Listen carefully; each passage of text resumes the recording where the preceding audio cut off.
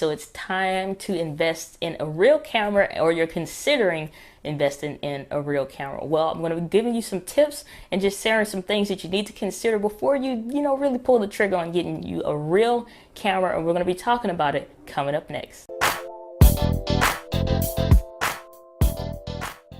Hey, what's up guys? It's Diana here with Entree Women TV, helping transition your passion into the business that you love. And on this channel, I do small business development tips, as well as video marketing tips, similar to what I'm going to be talking about today. So if that's something up your alley, definitely consider subscribing. So I've been super pumped to do this video because there is nothing more gratifying than when I changed from my smartphone to my first DSLR camera. I popped that lens on there, and even though it was just a Canon T5i, which is a great budget camera, it was amazing. There's nothing to compare the quality from the smartphone I had at the time to a DSLR camera. And now I'm into mirrorless, and I got the Panasonic G85. But let's talk about some things to really consider, some things I had to consider when I was first making that switch from a smartphone to consider buying a real camera.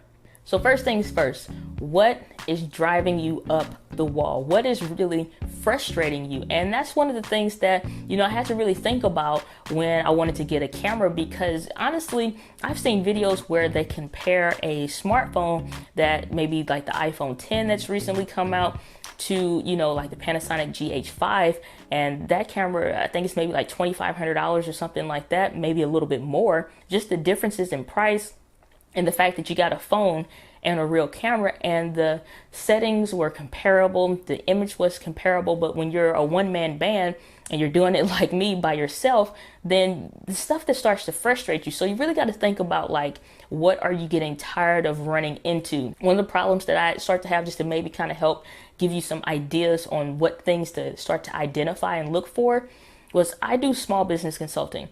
So I'm doing client calls on my smartphone.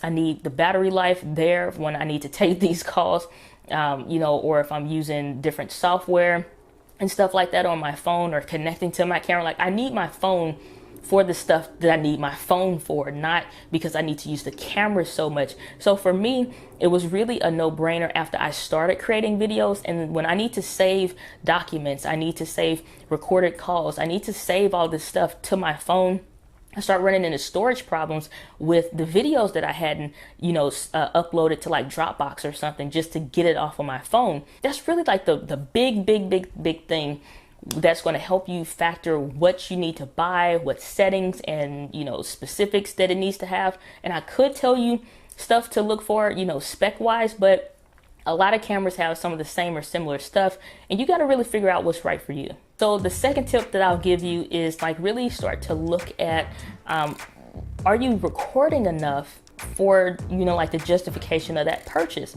So buying a camera is no easy thing. You can get something like the Canon SL2, which is a great beginner camera. It doesn't have 4K, but otherwise it's a fantastic beginner camera, and it's like $500. So you can get that camera and have all of the stuff, or not run into all of the stuff that I just talked about in, tip number one. But the thing is, like, do you really record enough for, a real camera? Like, I do a lot of content marketing for my business. I have to have a good camera. So if you're only really doing one video per month for a new YouTube channel, or, one video per month, then it's like, do you really need a camera? Because it's a huge investment. Panasonic G85 goes for about $800 or $900 or so, but right under $1,000. Panasonic G7, if you buy it used, you can maybe get it for that $400 or $500 mark, even $300 sometimes I've seen, but otherwise maybe like a $500 or $600 camera. And that's just the camera and maybe the lens as a kit. It's not including the microphones, it's not including the tripods, it's not including, the other accessories that to really use the full functionality of the camera. So if you're not going to use all that stuff, it's kind of like, can you get away with it for a little while longer using your phone?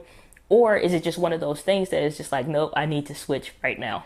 So another thing to think about is what features are on a real camera that really aren't available on your smartphone.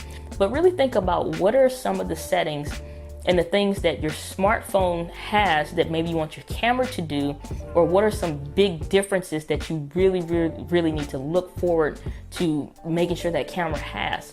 So again, For me, it's not a real big thing with the internet or whatever, but at the same time, what is the real big difference between the smartphone that the smartphone doesn't have that the camera will have? So one of those things, just to kind of help you think through that, it seems kind of general, but one of those things is an interchangeable lens. So the best that I can do is to invest in like one of those moment lenses, and they are pretty pricey, maybe like $100-200. But just for a smartphone lens, nah, I don't think so, because I got the 20mm for like $200 for my Panasonic cameras. So interchangeable lenses is one option. Again, the moment lenses and some of the other companies that are starting to produce smartphone filmmaking accessories, that's great. But all of the frustrations that I talked about in tip number 1, they're still there whether I have a lens or not. But having interchangeable lenses on my cameras is something that you won't get when it comes to, a smartphone, and having a real camera is just no real comparison. So the last tip is the investments. I kind of touched on it a little bit, but when you get a camera, you think, I just need a camera, lens, light, audio, I'm good to go. And you do, but you also need a tripod. And if you're just figuring stuff out for the first time, much like I was, and I wasn't finding the videos on YouTube that I needed at the time, I don't know if just a bad season or what, but I'm like, Dad, I need a tripod. I need a cheap tripod. I just spent, $600, $700, $800, $1,000 on a camera, and it may come with a bundle of cheap accessories that really aren't that great, but it's cool if you're just getting started. But are you really ready to make some of these investments? So you get the tripod, and then you figure out the tripod's not tall enough, so you get another tripod. That happened to me.